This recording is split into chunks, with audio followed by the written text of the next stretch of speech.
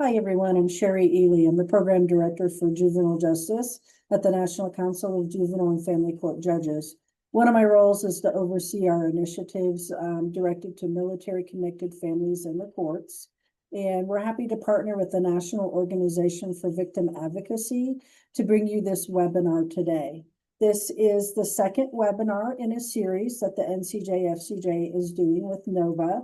The first webinar in that series is recorded, just as this one is being recorded, and we have it posted on the NCJ FCJ has a YouTube channel, and I can put that link into the chat if you're interested in seeing the first webinar in this series.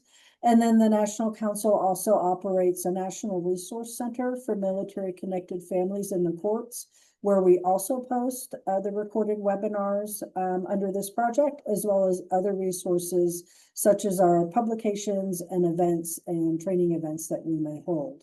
And I will post that link in the chat as well.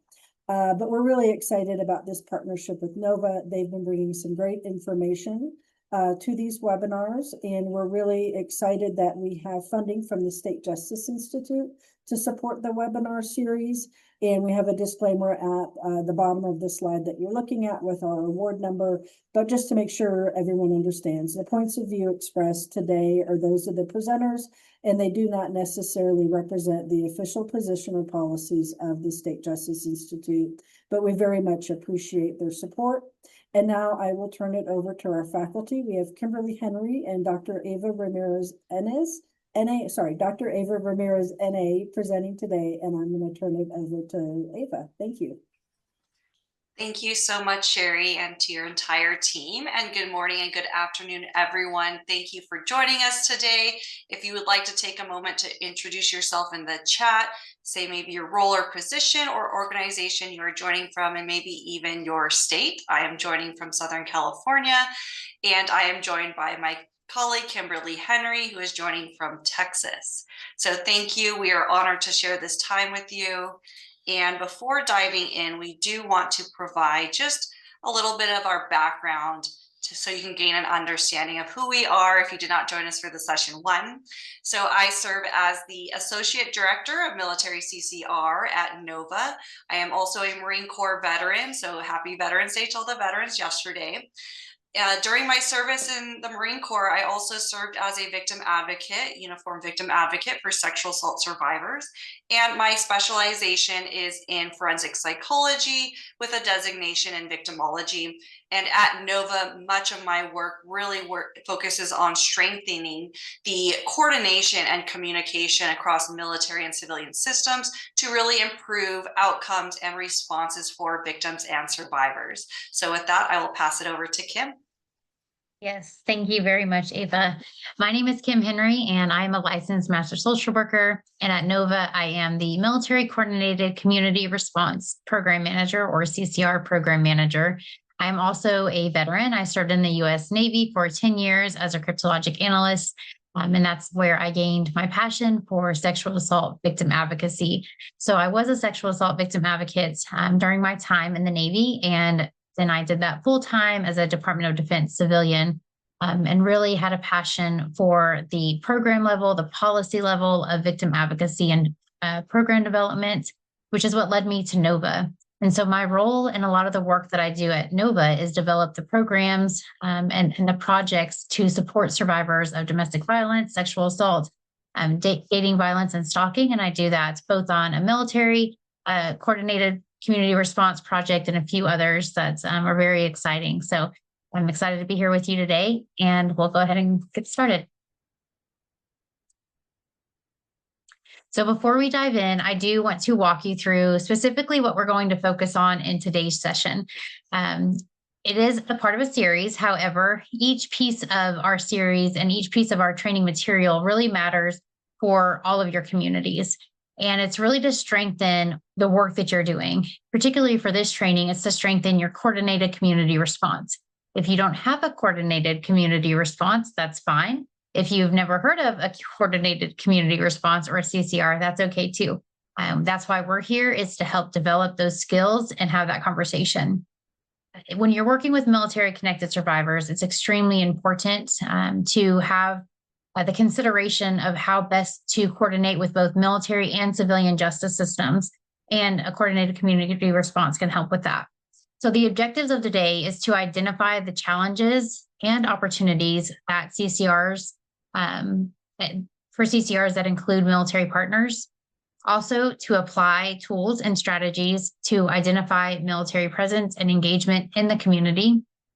We also want to help develop plans to formalize the partnerships through memorandums of understanding or MOUs, shared protocols and engagement, implement sustainability practices to address challenges, explore examples of high impact, low resource collaboration models, which are always helpful, and then plan for leadership turnover and limited resources.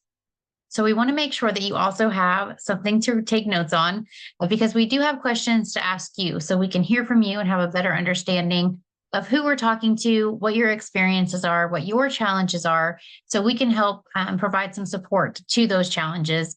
And also, what are some opportunities that you have or successes that you've had that you may want to share with the group? But also, what are some strategies that you can use and walk away with today that you can start implementing in your community? So a few times already, I have said military connected survivors. And what does that mean? Military connected survivors is a term. Again, if you weren't in our first training or haven't attended one of our trainings, we always bring this slide up to define what that means, because it's not necessarily someone who has served in the military or a veteran.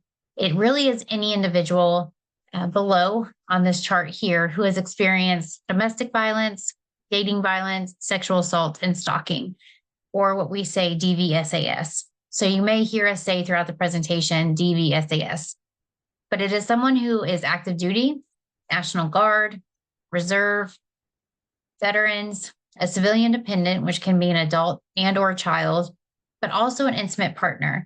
And this is really key because many of you being legal professionals understand there are different rights and services and programs depending on if you are dependent, if there's legal status to a person. And then when you're in the military, there's even a bigger differentiator between services and programs and access and to different things and rights if you are dependent. And intimate partners are not necessarily dependents. They would be someone that is or has been in a social relationship of romantic nature. So it could be a current or former spouse, or someone who has shared a child or does share a child or does share a home with someone who's on the left side of this list.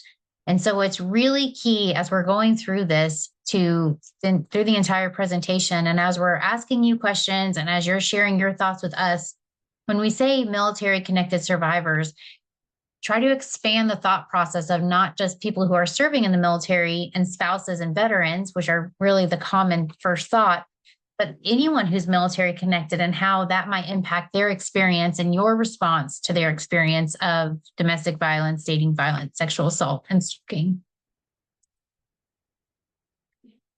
So this is our first question. And if you would like to come off mute or if you want to go ahead and answer in the chat, but we would like to know what challenges you've experienced in supporting military connected survivors of DVSAS.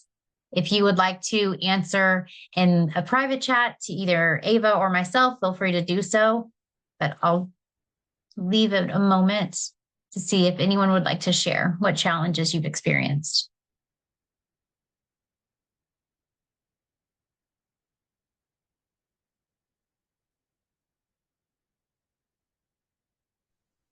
So I don't want to type it in the chat, so it's okay. Go ahead. I'll just talk. Yes. So I know where I am currently located. There are not resources that are not affiliated with the local base. Okay. And that has been a big hurdle.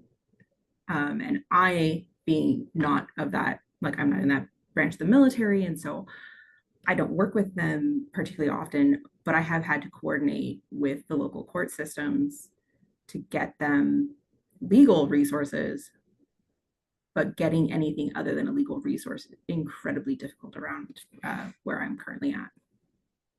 Okay. So you're saying that there's resources there, but they're not connected to the military base?